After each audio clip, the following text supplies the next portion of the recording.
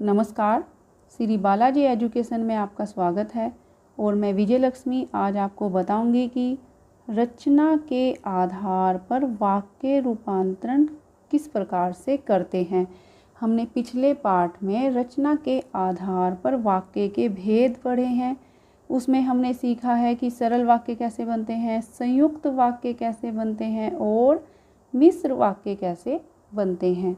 तो आज के इस पाठ को अच्छी तरह से समझने के लिए रचना के आधार पर वाक्य के भेदों को जानना आवश्यक है। इसलिए अगर आपने यह पाठ अभी तक नहीं पढ़ा है और इसे आप पढ़ना चाहते हैं तो डिस्क्रिप्शन में आप उसका लिंक देख सकते हो। तो सबसे पहले हम रूपांतरण का अर्थ जान लेते हैं कि रूपांतरण का क्या अर्थ है। रूपांतरण का अर्थ है वाक्य के रूप में परिवर्तन, अर्थात वाक्य के रूप को बदलना रूपांतरण कहलाता है। और वाक्य रूपांतरण की परिभाषा पढ़ते हैं, एक प्रकार के वाक्य को दूसरे प्रकार के वाक्य में बिना अर्थ बदले परिवर्तित करना वाक्य रूपांतरण कहलाता है।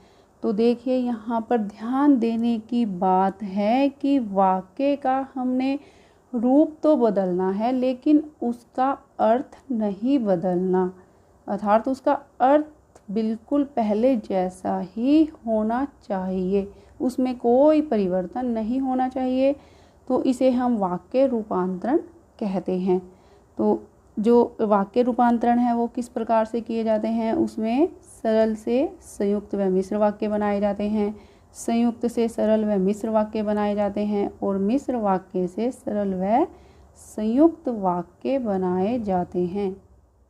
अब हम सरल वाक्य से संयुक्त वाक्य में रूपांतरण करेंगे, अर्थात सरल वाक्य से संयुक्त वाक्य बनाएंगे। तो सरल वाक्य है, माँ के आ जाने से बच्चे प्रसन्न हो गए। ये एक सरल वाक्य है। तो यहाँ पर एक उद्देश्य है और एक विधेय है। तो संयुक्त वाक्य में हमें इसे बदलना है। तो संयुक्त वाक्य की क्या पहचान होती है कि दो सरल वाक्यों को एक योजक शब्द से जोड़ दिया जाता है। तो इसमें हमें दो सरल वाक्य बनाने हैं। पहला सरल वाक्य है माँ आई और दूसरा सरल वाक्य है बच्चे प्रसन्न हो गए। और अतः शब्द से इनको हमने दोनों शब्दों को जोड़ दिया। तो अतः क्या है, इसमें योजक शब्द है। और दूसरा सरल वाक्य है दोपहर होते होते हम इलाहाबाद पहुँचे। तो इसके भी दो हमने सरल वाक्य बनाने हैं और योजक शब्द से जोड़ देने हैं, क्योंकि संयुक्त वाक्य में दो सरल वाक्य होते हैं। तो कैसे बनेगा, दोपहर हुई और हम इलाहाबाद पहुँचे और जो है इसके बीच में योजक है। अब हम सरल वाक्य से मिश्र वाक्य बनाएंगे, सरल वाक्यों का रूपांतरण मिश्र वाक्य में करेंगे। तो सरल वाक्य है, मेहनती लोग उन्नति करते हैं। तो मिश्र वाक्य की क्या पहचान होती है कि मिश्र वाक्य में एक वाक्य प्रधान उपवाक्य होता है और दूसरा वाक्य आश्रित उपवाक्य होता है, अर्थात एक वाक्य दूसरे वाक्य पर निर्भर होता है। तो कैसे बनाएंगे इसको, जो लोग मेहनती होते हैं वे उन्नति करते हैं। अब दूसरा सरल वाक्य है, राम का सब कुछ खो गया, अर्थात उसके पास जो कुछ था वो खो गया। तो ये सरल वाक्य है और इसका हमने मिश्र वाक्य बनाना है। राम के पास जो कुछ था वह खो गया।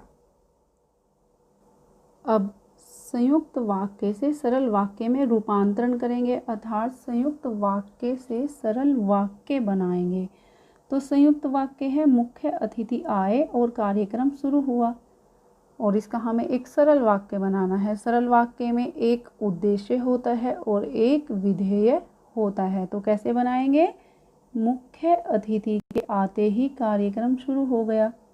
दूसरा संयुक्त वाक्य है, मदन आया और चला गया। तो इसका भी हम एक सरल वाक्य बनाएंगे। कैसे बनेगा, मदन आकर चला गया। अब संयुक्त वाक्य से मिश्र वाक्य में रूपांतरण करेंगे, संयुक्त वाक्य से मिश्र वाक्य बनाएंगे। तो संयुक्त वाक्य है, पिताजी आए और माताजी चली गई। तो मिश्र वाक्य में हमें इसे बदलना है और मिश्र वाक्य की पहचान क्या होती है कि इसमें एक प्रधान उपवाक्य होता है और दूसरा आश्रित उपवाक्य होता है, अर्थात एक वाक्य दूसरे वाक्य पर निर्भर होता है। तो कैसे बनाएंगे, जैसे ही पिताजी आए वैसे ही माताजी चली गई। दूसरा संयुक्त वाक्य, कृष्ण मुरली बजाते हैं और राधा नाचती है। तो इसका हम कैसे बनाएंगे मिश्र वाक्य। ये भी एक संयुक्त वाक्य है जो कृष्ण मुरली बजाते हैं और राधा नाचती है। तो इसका हमें एक मिश्र बनाना है, एक वाक्य दूसरे वाक्य पर आश्रित होना चाहिए। तो कैसे बनेगा, जब कृष्ण मुरली बजाते हैं तब राधा नाचती है। अब मिश्र वाक्य से सरल वाक्य में रूपांतरण करेंगे, अर्थात मिश्र वाक्य से सरल वाक्य बनाएंगे। तो मिश्र वाक्य है, मुसीबत आ जाए तो घबराना नहीं चाहिए। तो इसका एक सरल वाक्य बनाना है। सरल में एक उद्देश्य और एक विधेय होता है। तो कैसे बनाएंगे, मुसीबत आने पर घबराना नहीं चाहिए। दूसरा मिश्र वाक्य है, जिन विद्यार्थियों ने परिश्रम किया वे उत्तीर्ण हुए। इसका एक सरल वाक्य कैसे बनेगा, परिश्रम करने वाले विद्यार्थी उत्तीर्ण हुए। और मिश्र वाक्य से संयुक्त वाक्य में भी रूपांतरण करेंगे, अर्थात मिश्र वाक्य से संयुक्त वाक्य बनाएंगे। तो मिश्र वाक्य है, जो ही बरसात हुई तो ही मैंने छतरी लगा ली। तो इसका एक संयुक्त वाक्य बनाना है। संयुक्त वाक्य में क्या होता है, दो सरल वाक्य होते हैं और किसी योजक शब्द से जोड़ दिए जाते हैं। तो ये एक संयुक्त वाक्य है जो अब हम बनाएंगे। बरसात शुरू हुई और मैंने छतरी लगा ली। तो यहाँ पर देखिए, ये बरसात शुरू हुई ये एक सरल वाक्य है और मैंने छतरी लगा ली एक सरल वाक्य है। और जो एक इनके बीच में है ये एक योजक है। इन्होंने दोनों सरल वाक्यों को जोड़ दिया और बन गया हमारा संयुक्त वाक्य।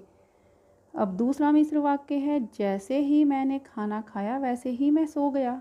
इसका एक संयुक्त वाक्य बनाएंगे। कैसे बनेगा, मैंने खाना खाया और सो गया। अब हम थोड़ा अभ्यास कार्य करेंगे। निर्देशानुसार वाक्यों का रूपांतरण करो। परीक्षा में इसी प्रकार के प्रश्न पूछे जाते हैं। सुबह पहली बस पकड़ो और शाम तक लौट आओ। तो इसका हमें एक सरल वाक्य बनाना है। ये एक संयुक्त वाक्य है और इसका हमें एक सरल वाक्य बनाना है।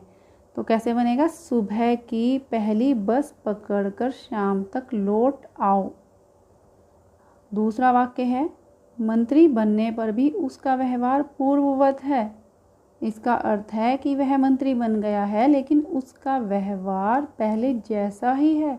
तो इसका एक मिश्र वाक्य बनाना है। मिश्र वाक्य में क्या होता है कि एक वाक्य प्रधान होता है और दूसरा उस पर आश्रित होता है। तो कैसे बनेगा, यद्यपि वह मंत्री बन गया है फिर भी उसका व्यवहार पूर्ववत है। सुषमा बीमार होने के कारण आज स्कूल नहीं गई। इसका हमें एक संयुक्त वाक्य बनाना है। तो कैसे बनेगा, सुषमा बीमार है इसलिए वह स्कूल नहीं गई। अगला वाक्य है, जो व्यक्ति परिश्रमी होते हैं वह अच्छे लगते हैं। यह एक मिश्र वाक्य है और इस वाक्य का हमने सरल वाक्य बनाना है।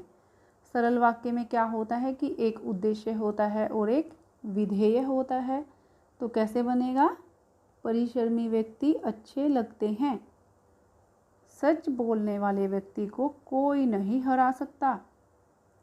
तो यह एक सरल वाक्य है और इसका हमने मिश्र वाक्य बनाना है। मिश्र वाक्य में क्या होता है कि एक वाक्य प्रधान होता है और दूसरा उस पर आश्रित होता है।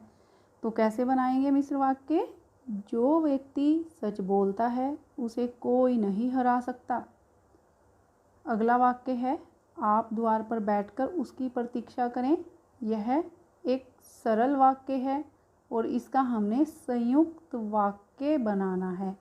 संयुक्त वाक्य में क्या होता है कि दो सरल वाक्य होते हैं और किसी योजक शब्द से वो जुड़े होते हैं। तो इनके हमने दो सरल वाक्य बनाने हैं और एक योजक शब्द से जोड़ने हैं। तो कैसे बनाएंगे, आप द्वार पर बैठें और उसकी प्रतीक्षा करें। तो यह हमारा संयुक्त वाक्य बन गया।